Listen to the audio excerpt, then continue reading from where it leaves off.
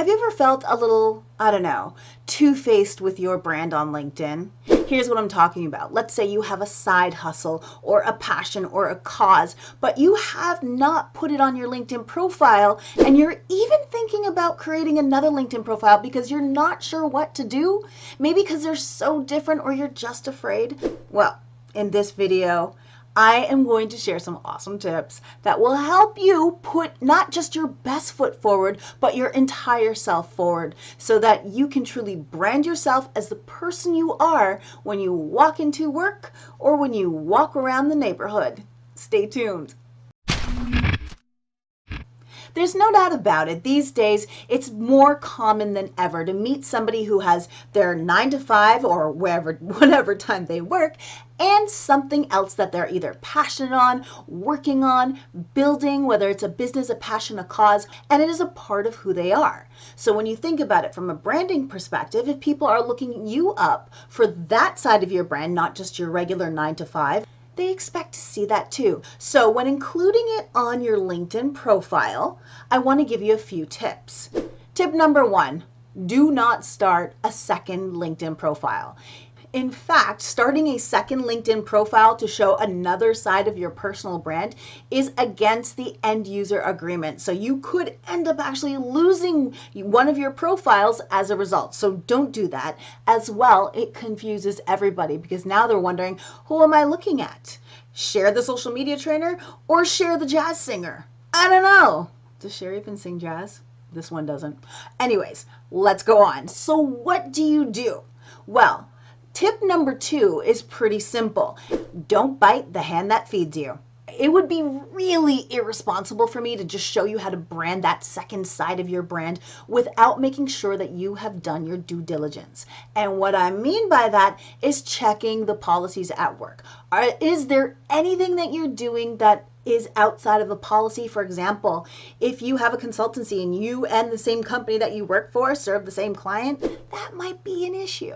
Just saying. So you want to make sure that putting yourself out there is cool and it's not going to cost you your job, because we need to put some respect on that paycheck. Let's get back to more tips. So tip number 3, I want you to own it. Most people who come to me with this situation, they're kind of scared. They're kind of scared to put it out there. But let me tell you, if you would talk about it at a water cooler, at Starbucks with a client, or at a conference, they light up like a Christmas tree. They just love it. You can see it. And that makes you attractive and, more important, memorable. So you could either be just a manager, nothing wrong with that, by the way, or you can be the manager that also plays the saxophone at a jazz club on the weekend. How cool is that?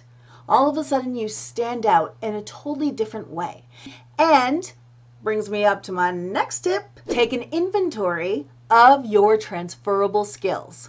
One of the greatest ways to start introducing the second side of your life, the second side of your brand, is leveraging the transferable skills. So the same skills that you use in your day job and also in your passion. For example, a recent client of mine is in project and change management, and that requires a high level of attention to detail, being able to see the big picture, and also organizing and developing a plan. And here's the interesting thing. When she's not at work and working on the project, what she does take is her project management and change management skills and applies them to professional women entrepreneurs who want to develop a strategy for their finances. So same skills, different areas of her brand. So look for those synergies between one and the next and try to blend them together to create a story that absolutely makes sense. Because it does. It's exactly who you are. Okay, on to my final tip. Leverage other networks to showcase the other side of your brand. Oftentimes, the second side of your brand does take a little less shine on LinkedIn, but that doesn't mean you can't bring it to life on Instagram, where you can truly showcase what you're passionate about and bring it to life so people can feel it and see what you do. So just to recap on the advice I've given you today is make sure that you don't start another LinkedIn profile. Second, you want to make sure you don't bite the hand that feeds you. Third, you want to look for your transferable skills. And finally, leverage other networks to show it off. So now I have a question for you. Have you struggled with the idea of putting the second side of your brand out there? Yes or no in the comments below. And if you have done it, I'd love to get your advice. So type in the comments below. Thanks so much for watching. And as you know, you can expect new Just Ask Cher videos every Thursday on LinkedIn and IGTV. And if you got questions, all you need to do is just ask Cher. And of course, if we're not connected yet, go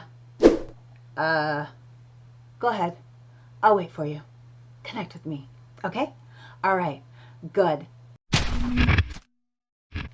All of me loves all of you. So put it out there. Okay? All right. Bye.